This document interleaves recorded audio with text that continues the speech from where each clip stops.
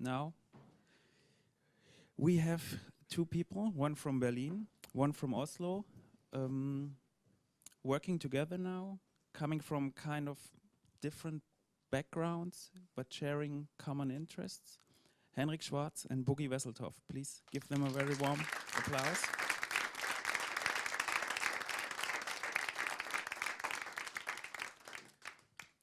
If one wants to pigeonhole and talk in cliches, you could say that Henrik Schwarz is kind of a house producer, dance music guy, and Bugge Wesseltoft is a jazz musician. But I would say both of you have been working on different things as well and trying to mix it up a little bit, right? So maybe, who wants to start? Yeah, well, I've done several collaborations with people from the club scene or electronic. Started in the 90s, worked with a close friend of mine, a DJ from Oslo called Ollie Abstract. And there was a great place called Skansen, and he launched this thing called Super Real in '96, and we did a lot of live stuff, and I loved it. I really loved it. So you're no stranger to Clubland at all? No. And Henrik has more of a DJ background, right? That's what got you into doing music then. Yeah, definitely. I never was a trained musician, or I mean, I've always been super interested in jazz music, and that has always been a background for me. But I started making music when I got a computer, and I've been a DJ for many years, and so I started from that point. But Bugge, you are also more or less self-taught, right? Yeah, absolutely self-taught. Yeah. Yeah. So no classical studies of... No, nothing. Yeah. Okay. And maybe to give people that might have not heard your music a quick idea, shall we play something real quick? Sure. So this is Bugge Wesseltoft now.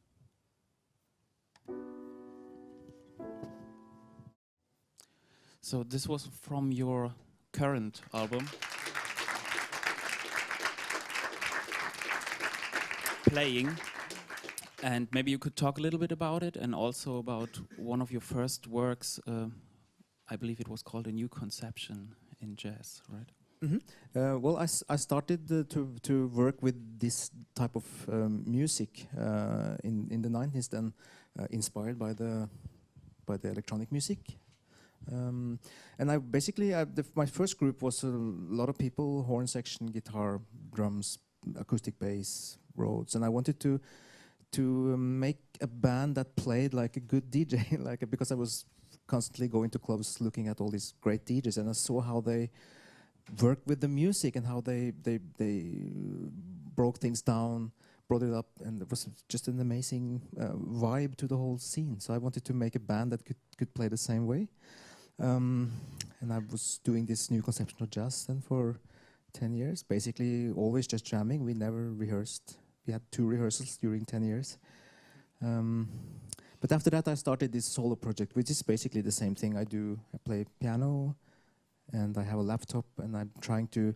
What I love about the electronic stuff is it gives you possibilities to improvise, new possibilities of improvisation. So to me it's still jazz, still I'm doing real-time improvisations, but with electronic gear that gives me a lot of new things. But you're also using sampling as a technique, or?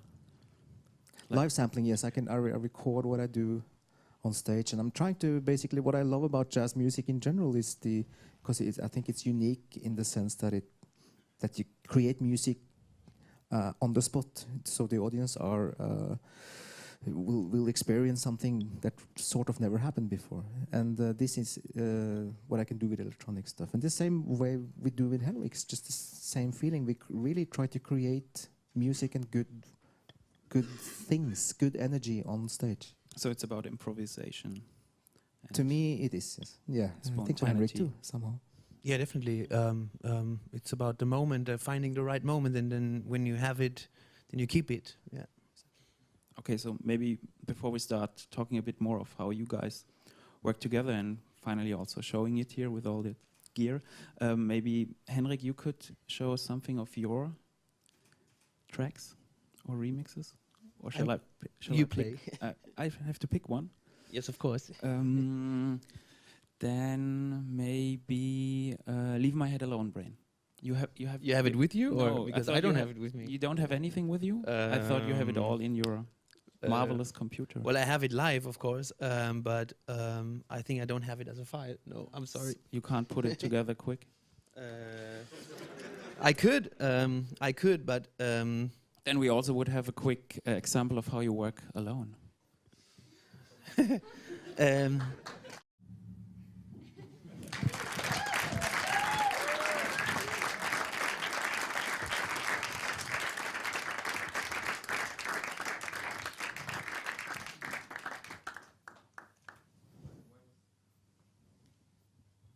Where was the singing part?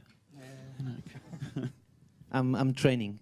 I'm working on that, so it's gonna take a little while. And before you maybe explain your setup or your ways of working together in words, how did you two meet? How did this pairing came together? Well, a friend of us, we both know him. He's in the back. Sven. He had the idea, he know Bugge since quite a while, and I met him because he was working for a record company and asked me to do remixes, and so that's how I met him. And after a few years of working together, he just said, "You have to meet Bugge," and he had the idea in mind that this could work, and he was right. Yeah, we've just seen it. So, can you just talk a little bit about what you're doing then together, or how you set it up together? Well, we basically very often we start with nothing. We just that's also how the first concert happened. Bugge was playing a concert in Berlin and invited me to join him as a special guest for the last 2 tracks of his concert, and so we did a rehearsal in the afternoon, and we found out, by bouncing back ideas, we are getting somewhere really quick, and that's very often like the start for a new track, is when we play a concert together, and sometimes there's just a good line, and so for the next concert we keep that line and play around with it. Yes, because I think that live setting, when you don't have too much planned, it gives a unique possibility. Because the energy, you really have to be focused, you know. It's not like you have prepared for years and you just go out there and replay whatever you did. You have to really focus, trying to create something on the spot. And this makes a unique energy. And when it's, it can be really shitty, but it can be really good too. And when it's good, it's really good, I think. So this is what we're trying to make as much openness as possible. We just had a really brief rehearsal, and we started to play, and it really is just basically it's about the interplaying. It's about listening to each other, and also trying to capture the energy of the music, and together with the audience, trying to just capture things that's in the room already somehow. And is it different for you, Henrik, to work with someone like Bugge than instead of doing the Critical Mass project, which is you with playing with Âme and Dixon, the people who run Innervisions? Yeah, I mean, that's of course a completely different setup. When we play the Critical Mass shows, it's not. It's also about improvisation, but not that much. I mean, we start. I have this setup so I can play as much as possible, but so what I try to do is improvise with the laptop. So I need to learn my laptop in a way, like if it would be an instrument, so that I'm fast enough, and because I think it's a lot about speed. If you work on not too much pre-programmed stuff, I'm always trying to keep it as open as possible, because of course if there's a computer, you can easily fall into the trap of like play pre-programmed material, but that's not what's the magic about when you play together with a guy like Bugge, for example, who can immediately respond and also like give something, and now I have to respond immediately or really, really fast. So it's really about the playing. That's what it's about. Yeah. And I just think that today's, I mean, just how the amazing development of electronic gear for the last 10 years. I mean, just go back to the 90s, you had to load a floppy disk. It would take a minute just to change the sound. I bought my first sampler in the 80s, the Emulator 2. It was just massive. I remember I used the case as my table in the living room. And and it was unique. It costed £6,000.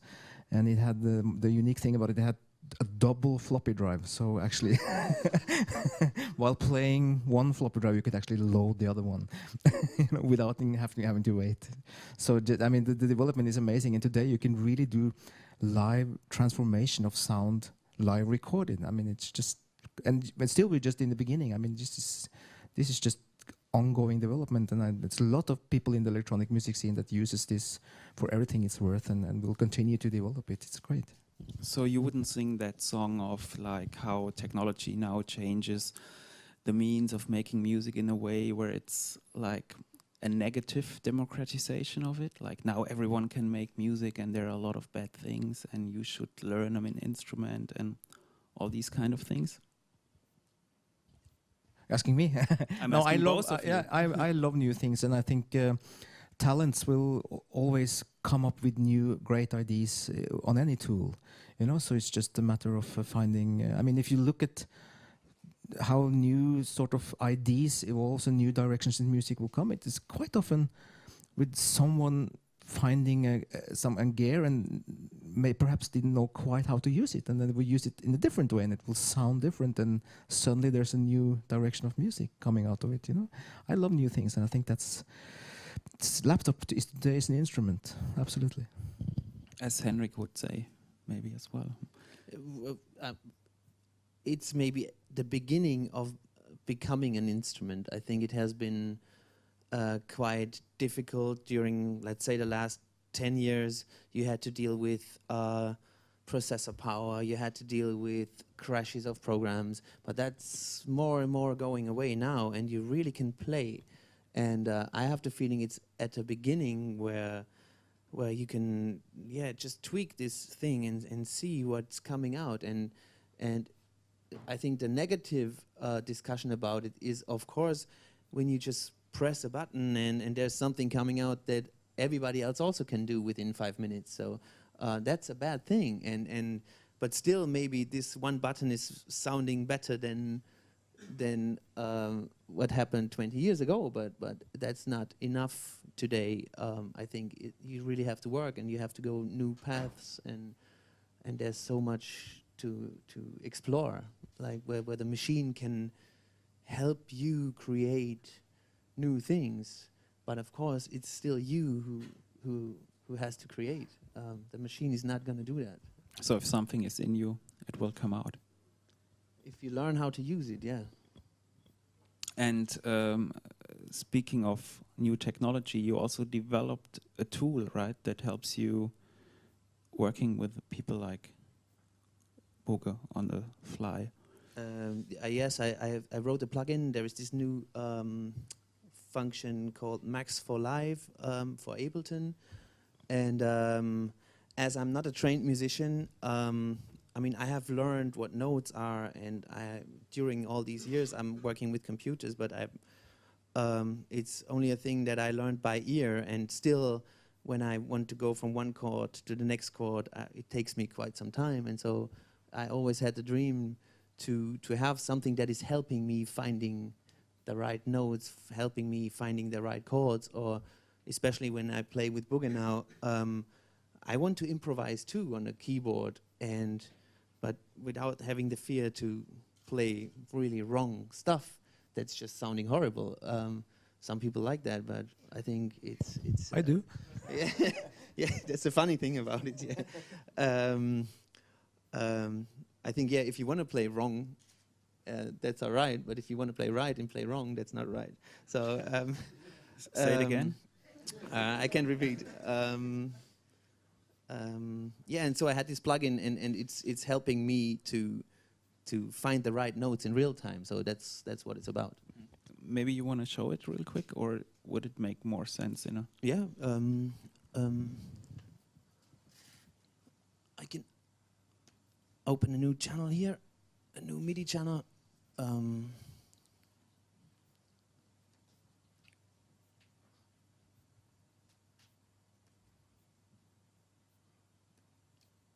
Oh, and if any of you guys have questions along the way, feel free to raise your hand and wait for the microphone. Yes, I think most of you might know Ableton, and some might know Max for Live too. It's a very new thing that they have just launched a couple of months ago, and it's something like a programming language. Inside the program, you can create your own effects, audio effects like echoes or filters or synthesizers, and there's also a second section that lets you create MIDI effects, and that's like things that handle MIDI data or notes that come from the keyboard, go to the computer. You can do whatever you like with it, and so the idea was to, I have to check which is the right one.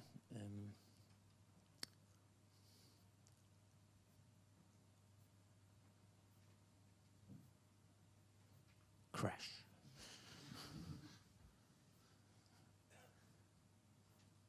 That is. So this is how it looks. I need a sound.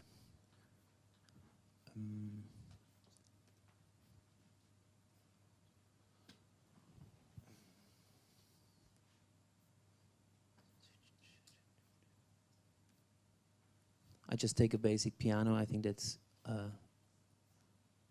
you can hear everything very easy with that.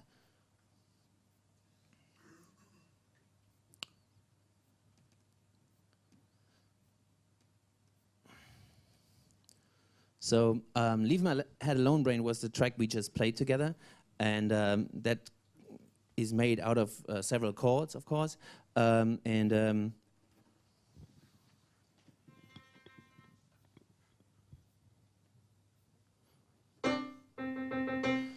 and what was always difficult for me was the question: how can you find the rest of the notes? Which ones are allowed and which ones are not, so that a musician can play with you. And so what the plugin does is it removes all the wrong notes, and so if I press an E, for example, that's not part of this current scale, it corrects it and makes it a C in this case.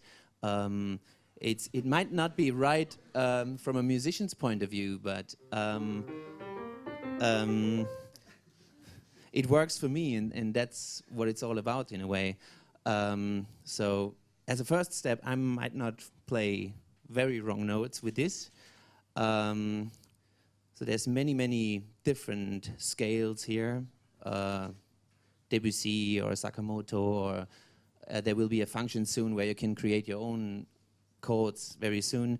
And it's getting interesting when you want to add more than just one note to your chord. So for example,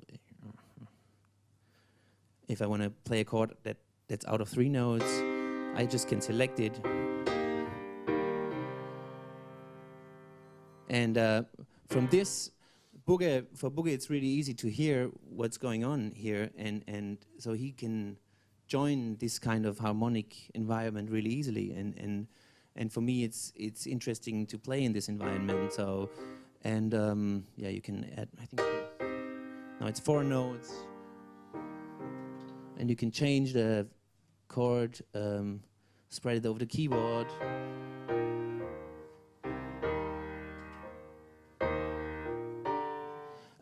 And there's also a slave to this where maybe we show that later, when we just start to improvise over something like that.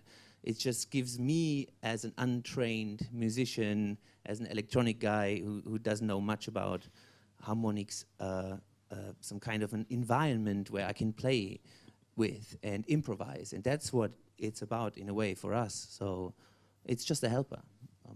But how was the feedback on this when you announced it? Dramatic.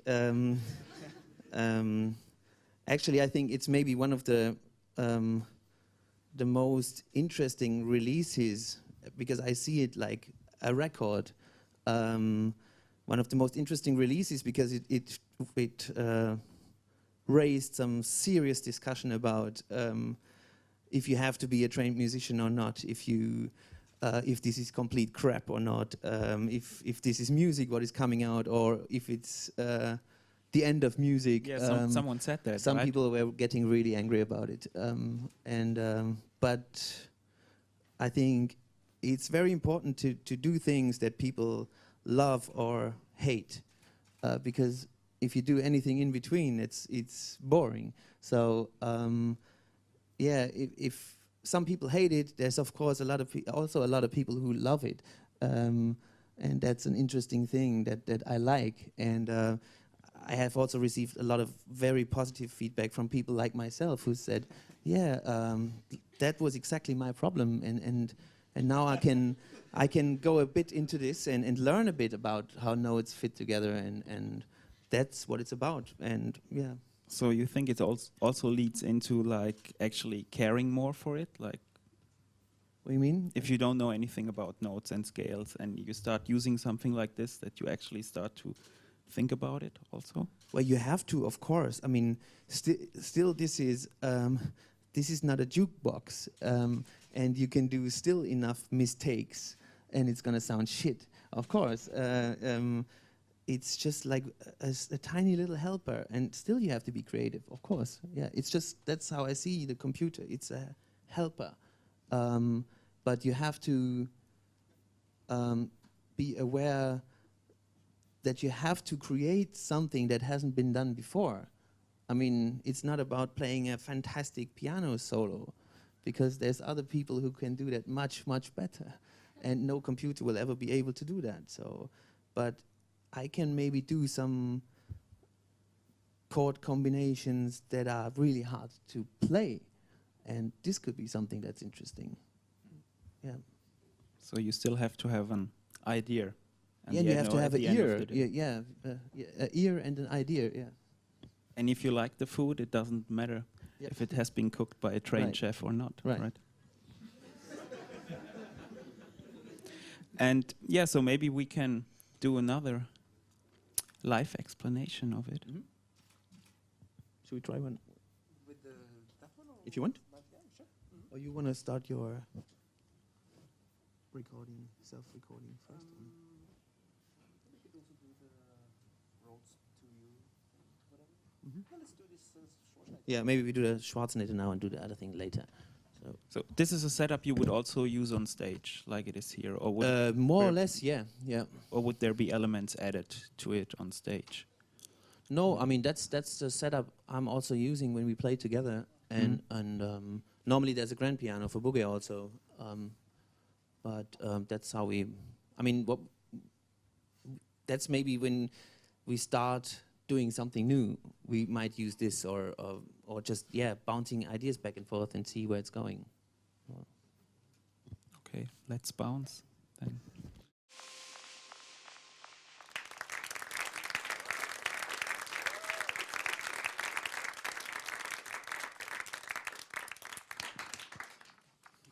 So, do you have a kind of fallback repertoire when something goes wrong?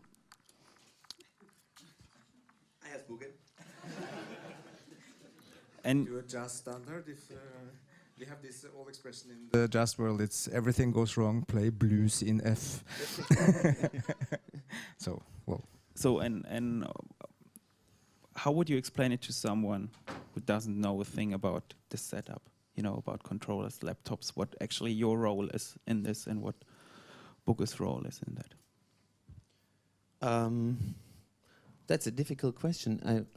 I think it's just, I would just say it's a duo that is trying to make some music, and that's it. So And your part is also taking care of like the rhythmic structure, or Doesn't have to be like that. There's also sometimes Bugge is like hitting inside of the piano, or he's playing like rhythms with percussion instruments, or we have a timbila with us tomorrow, which is a rhythmic instrument too. So there's no rules, I would say. and have you thought of extending that setup, like with other people adding to it?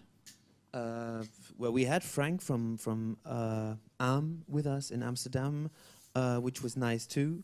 But I have the feeling when you like with the laptop, it's already, you are not a musician. The laptop is still, it has its speed, which is going on. It's a limitation in a way, but that makes it more difficult to have more people involved. I think also of course the more people trying to create something together, the more difficult it is, because you have to be on the same. You have to be in contact with each other somehow, that you can follow each other's direction. If there's too many people trying to create something together, it can be difficult. But when it works, it's great. But it needs more rehearsal. I mean, this duo is really what I love about this. It's just really open. We can start from nothing and we can create something, just as we did now. Basically, I mean, it's. So you would say, I'm not sure if there's a saying like that in English, but you have something like a blind understanding? Well, we all have. I mean, it's music is like a communication. Music is like a good conversation, really. You know, sometimes you talk to people and you feel like this guy or this person is just not listening. It's just talking to me. It's all constantly. But it's a dialogue, you know. It's just a conversation, and if you're aware of each other, this is the same with music. You can create something good and. Sometimes it works, sometimes it doesn't. Yeah, it's just of the course. most normal thing in the world. Mm. Yeah. Just like when you meet people. I mean, you're not gonna, when you meet somebody new, he might become a friend, but you don't know. And it's not like one of how many people is becoming your friend when you meet him, like a really close friend. That's how, yeah, it doesn't happen that you find somebody to work with to make music very often, just like you don't find so many friends. So a match made in heaven then? Yeah, it's always a your lucky thing when something like that happens.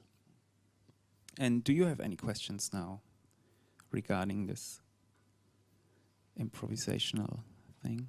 The microphone is coming.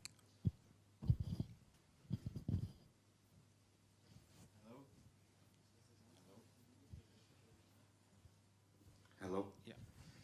I have like 10 million questions, but two basic ones. I assume that you weren't synced, right? The computers aren't synced. Yeah. So when you do rhythmic stuff, the rhythm goes to him and he records you. And I mean, the rhythm always. I mean, you are always the master clock.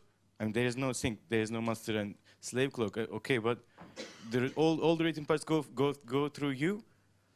Well, it could be like that. I mean, we are talking about if it makes sense to sync the two computers, but it's a cool thing on one hand because you don't have to care about the speed. But I've also made not so well experiences with sync computers because, yeah, they are not very tight. If you have two rhythmic elements on two computers, it's not gonna groove because it's not really working.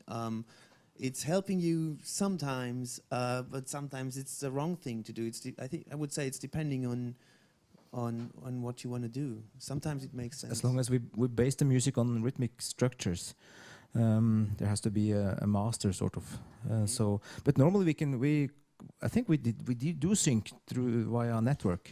But today there was no time, so we didn't have time to set it up. But normally it's sort of in sync. So, but the way I work when I play solo, I do the same thing, but I don't program. So I create things from scratch without any preset tempos or anything like that. Like all the rhythmic structure also from scratch? Yeah. Wow, I would love to see such Yeah, I can do it if you want. Could you walk us through your master chain? And I saw millions of sends over there, and so I didn't see any sends, but I mean, I just saw the. Could you just walk us through your rhythm channels, master channel, and return channels? Your return channels, if we have some time. I'm really curious about them. Where do we start? I don't know. I'm so sorry. I think his setup is much more advanced than mine. So, but we can explain. You can explain your setup. I explain mine after. Is that okay? Or It's great. how you? Yeah, as long as Should I start? we have Yeah. time. I mean, when we play together, the setup is of course different than when I play solo. When I play solo, it's 14 tracks, and 3 of them are drum tracks. And but what is similar here is that in every channel, this is already in every channel, because that's to have an EQ already in the channel, even if it's not used, helps you save time if you play, because when you need it, it's there. And so I try to think what I might want to use, so EQ is important, erosion, and maybe on other channels I have other effects. What is different from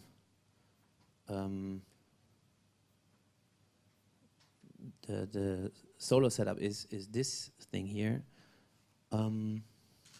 That's all my main synths I'm using during the performance.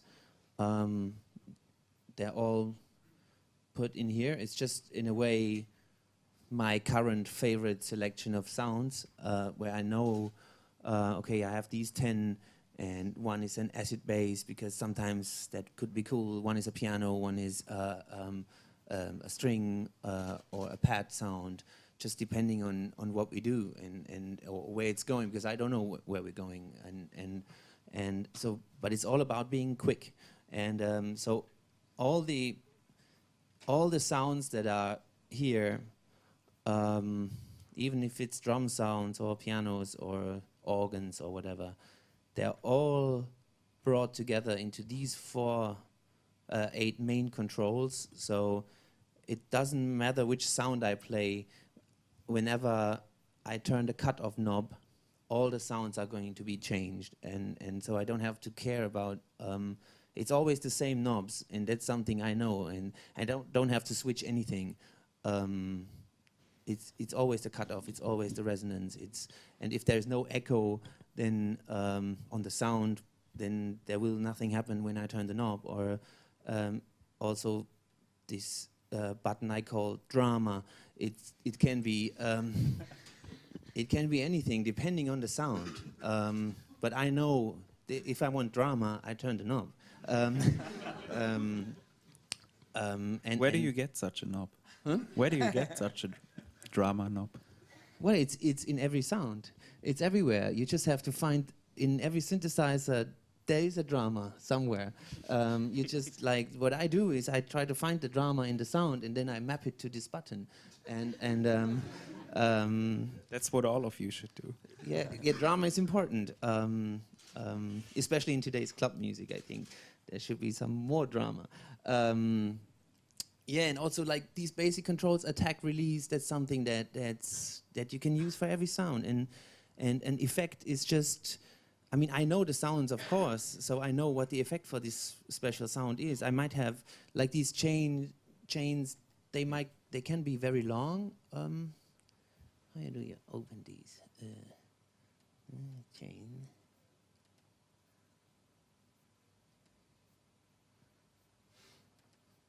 Ah, yeah.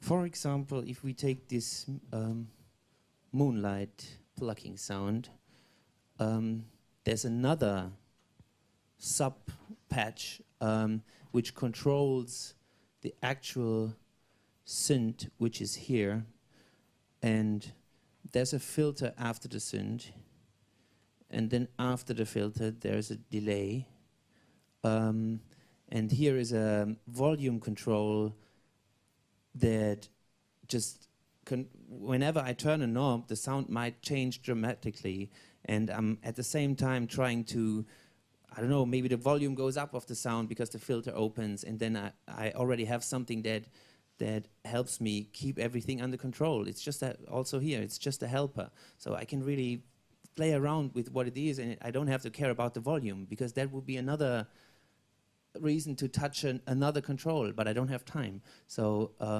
everything that can be pre-worked, where the computer can help you, I'm trying to put into these things and end up with these 8 knobs here, so that it's really easy to play around with it. Yeah, that's for every sound. It might be a totally different setup for another sound, but drama stays drama. So, and then I have some compression, just to get some more control, and so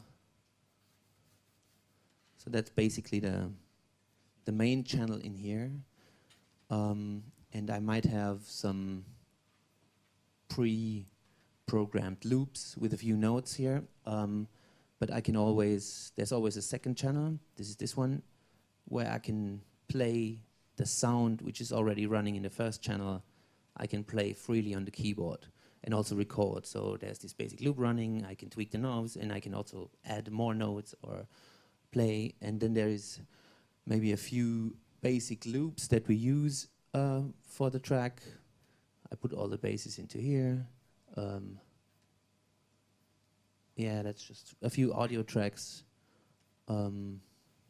There's a battery, or let's say that's drums, different drums, where I can, like also with one knob, I can jump between very different drum setups. I have a jazz drum kit, I have woods, I have orchestra, and it's just like the turn of one knob, I can change everything, and without having to load for many minutes or something. And this is growing all the time. Like when we play a new concert, and then while we play, I'm like, oh yeah, but I'm not into orchestra or jazz drums or woods now. I'm into something else. So I might load it while we play, but then it stays in there for the next concert, and then next time it's already there, and so it grows constantly, and okay. So here's a classic 808 909. That's important when we play in clubs. And that's the master. And that's more or less very similar to the master I'm using when I play solo. Also here, it's all brought down to not many knobs. Well, it's just a few effects, basically. It's a delay, it's an EQ, it's a chorus, it's a flanger, and all with, yeah, it's a low cut here, like on a DJ mixer. That's important for me, and then I have controls for the decay of hi-hats, because that also brings some drama, I think.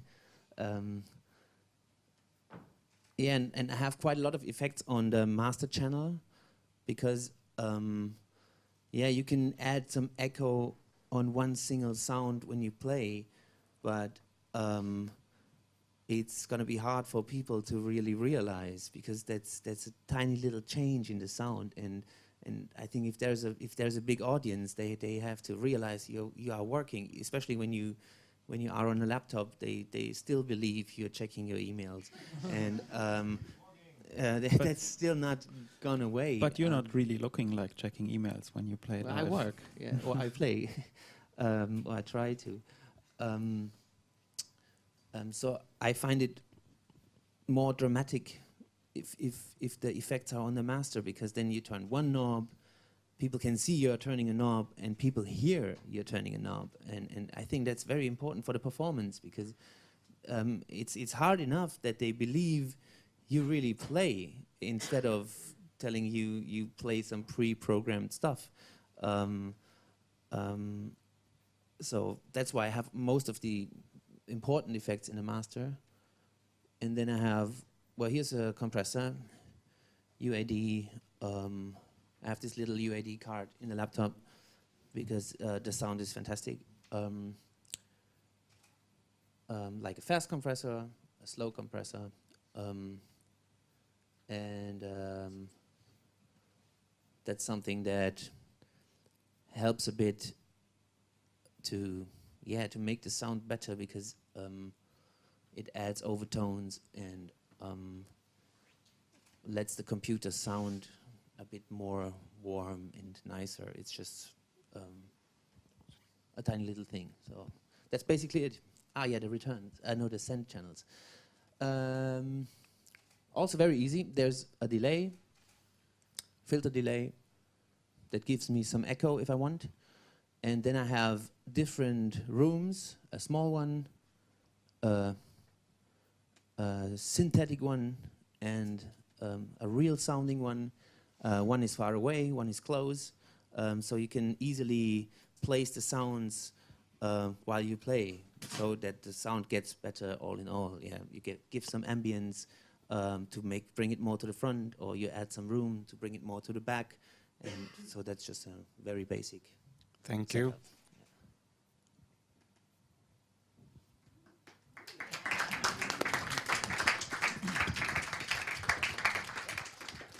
And Yes, now I can try to do it quick. I have the same idea of a setup, more simple, I think, but it's just because I'm trying to create things all the time, just to be possible for me to play around with some stuff and then just record it. So I can just show you quickly. And it's basically all the buttons are assigned to something. So I have it's like the old analog synthesizer, which I love very much, that you could really twist and work around with while playing. So there's something.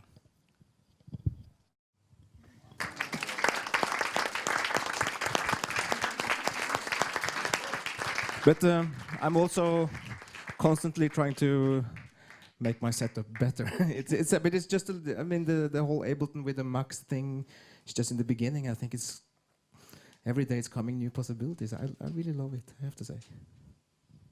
And have you ever thought of turning the both of you into one record? Like recording these sessions and... Yes, we currently record an album together. We have recorded already quite a few things, and yeah, we have to finish it now. So it's still a bit of work to do, but yeah, there will be an album coming soon. And that's always the hard thing about music, to finish it? No. When you record it? That's nothing that's difficult to you? No, I don't think so. That's part of the game, of course, because if you don't finish, you don't release. It's easy as that. And I find the harder question is how can you create something that's worth to be finished. So that takes a little while sometimes. But that's kind of similar, right? To make a decision in all these endless possibilities. Of course, but I would say it's like for me definitely the starting point is much more difficult than, because if there is something, for example, when we play together, we can play for 5 or 10 minutes and it's all right, but it doesn't really go anywhere, and then at some point there is this idea hitting you, and the interesting thing about it is that you agree on the same moment, and that's what it's about, because if we agree on that moment, then there might be a few other people who agree on that, and that's what it's about when it comes to music in general, I think, because then somehow it communicates, and it communicates between us, and it can communicate with others, and it's about finding these moments, and if you have one, then you have to be careful to not lose it, and treat it right, and develop it. But for me, the initial thing is to find these moments. That's the hard part of the work, because if you have it, it's easy to finish it.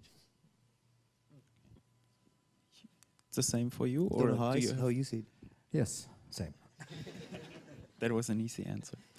And any more questions from your side? There's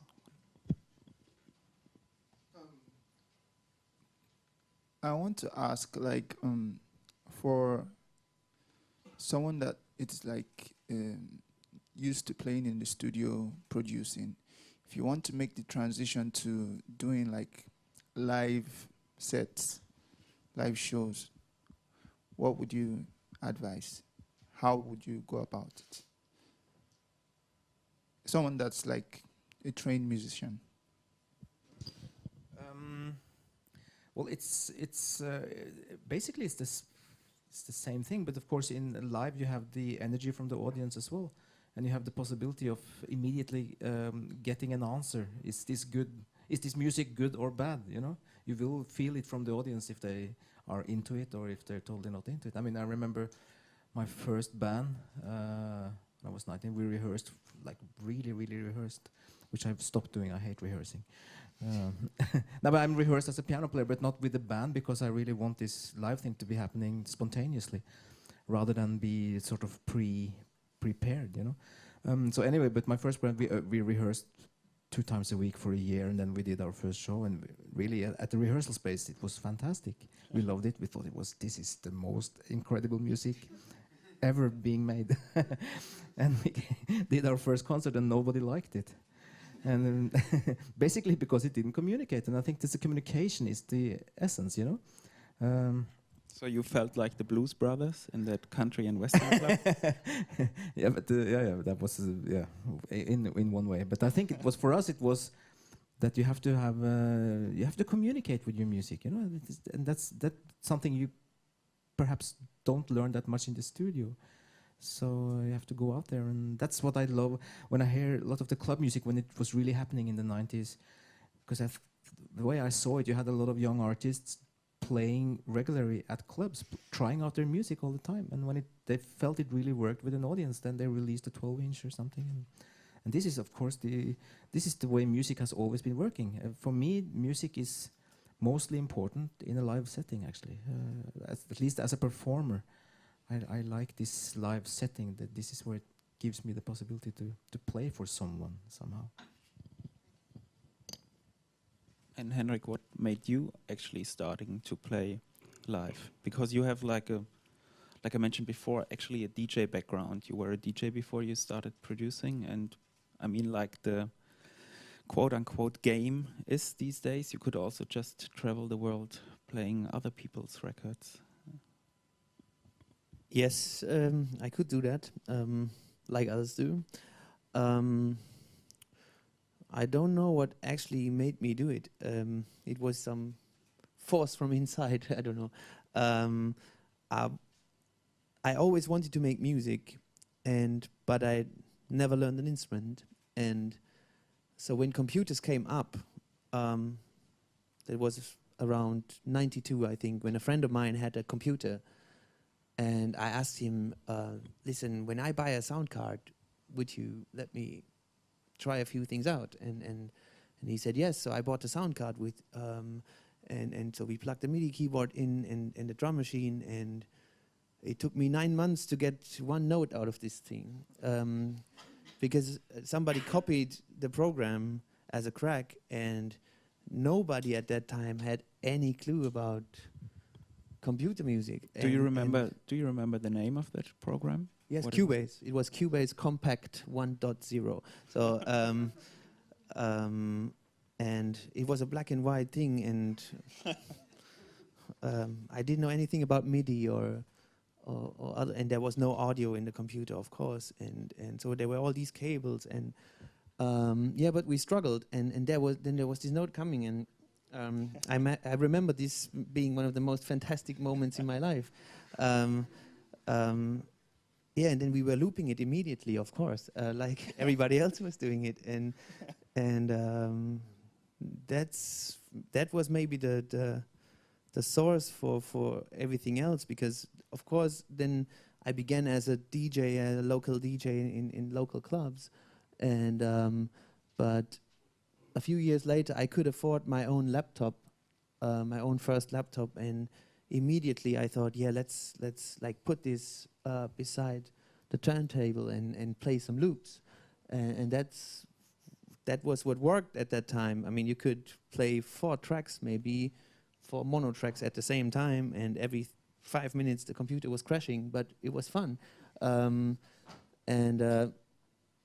The software got better, the computers got faster, and so for me, the computer took more and more over. So it was a very natural process, and at some point, I just felt I've lost contact to playing other people's records, because I wasn't. When I heard other DJs play, I was like, yeah, okay, that's a good record, but I didn't hear about it yet. So, so I leave it to them to find the good stuff, and I'm happy with my laptop. And yeah. But when you did that kind of DJ mix, you incorporated other people's music, right? Of course. The one you released. Yeah, of course.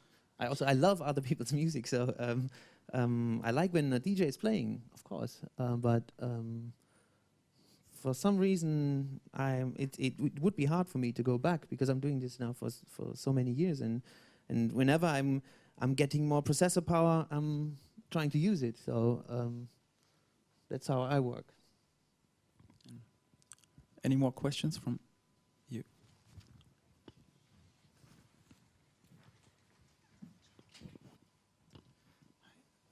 One of the things I'm personally interested in is acoustic instruments, or traditional quote-unquote instruments, and how to use them in new ways. And I noticed that you're using, for example, a piano, for instance, in a very experimental or a new way.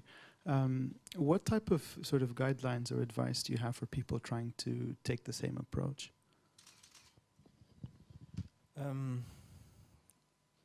First of all, you have to have a sort of an idea of that you would like to try something new. I think that's the basic. I think far too many are kind of happy with what they do, while other people wants to sort of try out new things and develop and stuff. Personally, I'm just really into sounds, so I love like the piano. When I play the acoustic piano, I love it as the original sound, of course, because it's just a beautiful sound. But also I like all the possibilities, with that possible to make out of it, and especially what I'm doing, I'm sending the signal from either the piano or the Rhodes or whatever in through the laptop, and then trying to build as much possibilities around what I can do with that signal. Once it's in the laptop, I loop it, and I can build new paths and new things from there. But the possibilities are, as you said, endless, and it's just to try out, I think. And then when you have something, you should basically try it live, because of course, I mean, I can't do everything live, so you have to have some choices. You create something, you do something with the piano, you feel something nice, you put it into the laptop, and then you have to have some possibilities to move on with it.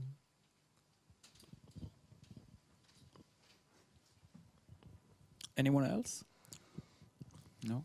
Do we have... Well, there's one. Sorry. Hey, I come from a jazz background as well, and I just want to know, do you think this is how jazz will live on and like be heard, like what you guys are doing and what other people are doing, like nowadays?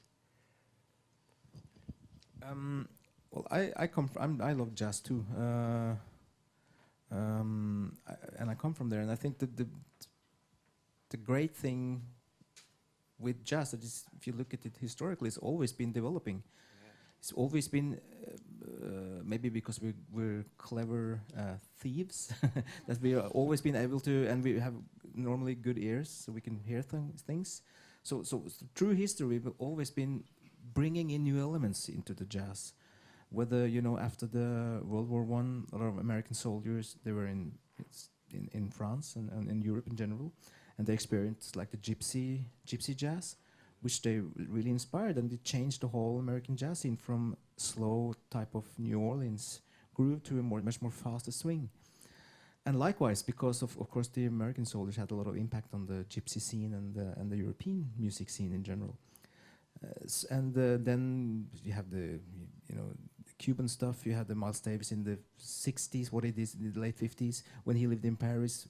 I think it was tremendously inspired by the French impressionist music, and Kind of Blue, which is probably the most famous jazz album ever, came out like clearly inspired by French and European classical music.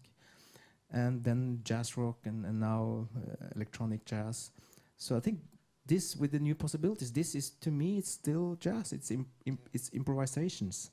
So, and still we're just in the beginning. And if you see most instruments now, even from the classicals, they're expanding the possibilities of their instruments. You know, from playing just here, you play.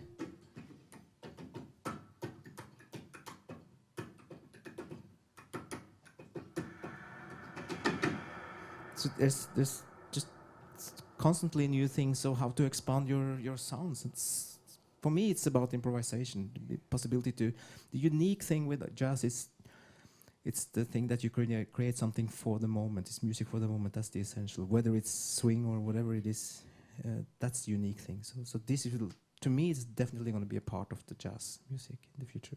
Thank you. There's one more here. Thank you. It's interesting that you say that, you know, neither of you had a traditional kind of music training. So I suppose, I mean, have either of you ever worked with notation as far as like kind of classical notation in terms of writing music? Well, I have. Yeah. Because it just listening to, say, your DJ Kicks album or something, and you have a lot of African kind of music and stuff like this, it strikes me that a lot of your music, especially when you're performing live or performing in a situation where you like to improvise, is kind of moving away from music notation to kind of like an oral tradition, I suppose, where every time you do something, it's performed differently. Is that how you see, you know, kind of where your music's heading towards? That's not something that, I mean, that's, I wouldn't say it's heading towards, that's where it's coming from. Yeah. So I don't know where it's going. It could happen that, I don't know, next year I'm totally into reading notes and stuff.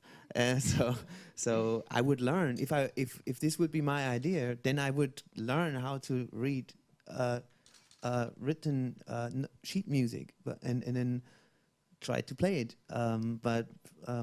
Yeah, I come from playing music by ear, and that's what I do so far. And if this will come to an end for me, then I would search for another direction. I see this is for me a new form of notation. I mean, if you see more and more music in the world, probably like it's always been, I mean, in the Western world, and has moved from notation to just playing. You know, most of the new music created today is made without notations. You know, I mean, it's an interesting dialogue also towards sampling.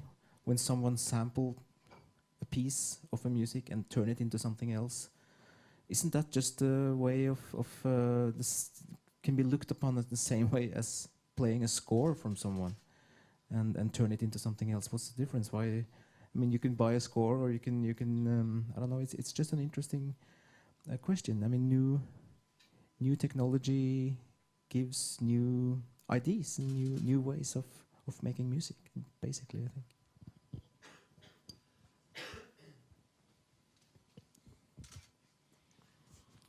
There's one in the back.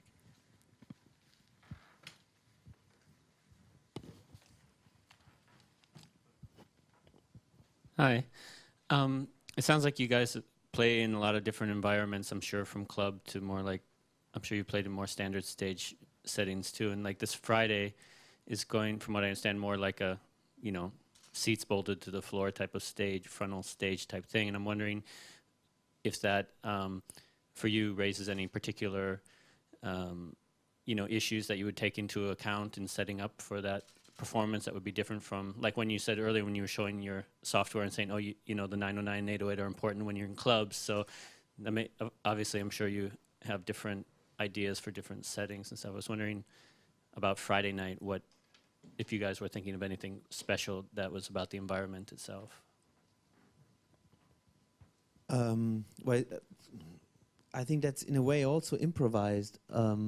We go into the room, we do a rehearsal, and yeah, it could go anywhere at any time, and we also listen to the audience. I think both. So the 909 is in the setup, and if I need it, I use it. If I don't need it, And the drama knob. huh? And the drama knob. Yeah, the drama is always there. Yeah, it's totally open. But of course, the whole environment has a very strong impact on the music. I mean, what has really been impressive for me was the first time when we played together. That was the first time for me to play in front of a seated audience. That was something shocking, but great, because I'm very used to play in front of a dancing audience, and that's fantastic in its own way, of course. But you have to keep them moving, and to see a seated audience start to move because they wanted to was something that I really enjoyed too. But this environment had the effect on the sound. So yeah, it's just like evolving somehow.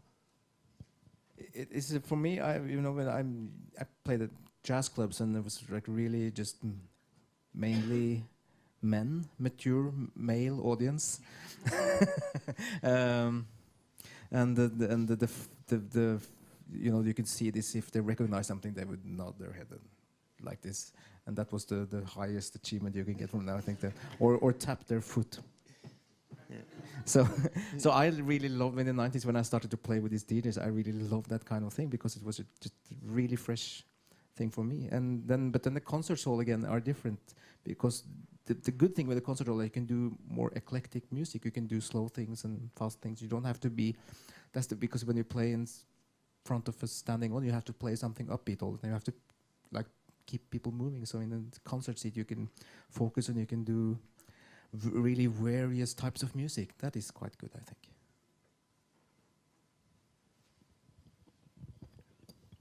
So if there are no other questions, I think we have to get moving, right? Or do we have still some time? No, we With our don't. time manager. The time manager is not approving. So then, please give this to gentlemen a big applause. Thanks for coming here. Thanks.